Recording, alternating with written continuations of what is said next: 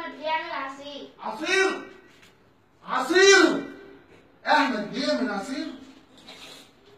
تعمل ايه يا احمد؟ بعمل عصير. عصير ايه؟ جوافة. وتحط الجوافه دي كلها؟ ده كيلو الجوافه ب 10 جنيه. طب وايه؟ طب ما حلو. هتعمل ايه؟ هديك اللي تعمله عصير، ادي اهو، وريني جابه. كبير. هي ايه اللي كبيرة؟ هي ايه اللي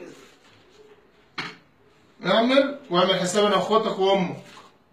عامل ايه؟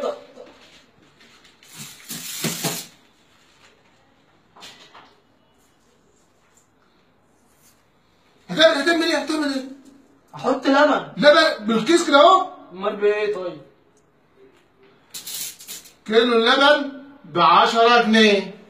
اللبن بيتحط كده اهو. نهار اسود، انت هتحط لي معلقة؟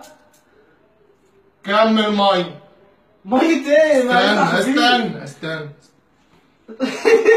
انت بتعمل ايه؟ كمل ميه. انت بتهزر ولا بتتكلم جد؟ كمل ميه. سلام عليكم. انت بتهزر؟ كمل ميه. مية ايه؟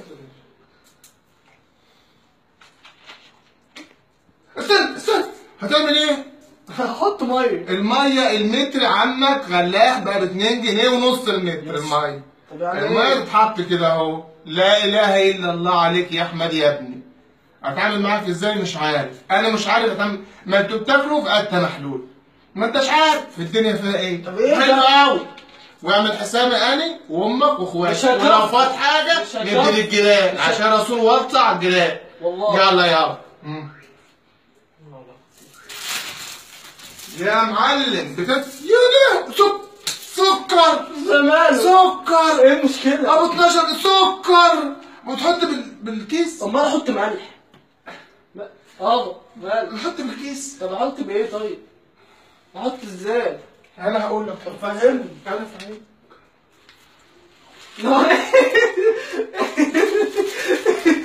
انت بتعمل ايه؟ قلت لك سكر. سكر ازاي؟ سكر كده اهو. سكر. انت بتعمل ايه؟ انت يا نهار اسود، انت بتحط الظهر المعلقة؟ ده ايه ده؟ 3.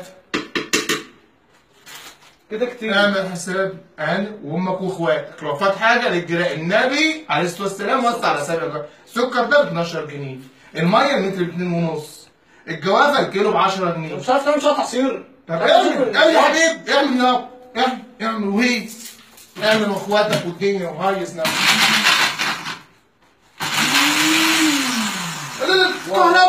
كهرباء هي خبطه واحده بس اهو بس. حلو العصير اهو كده.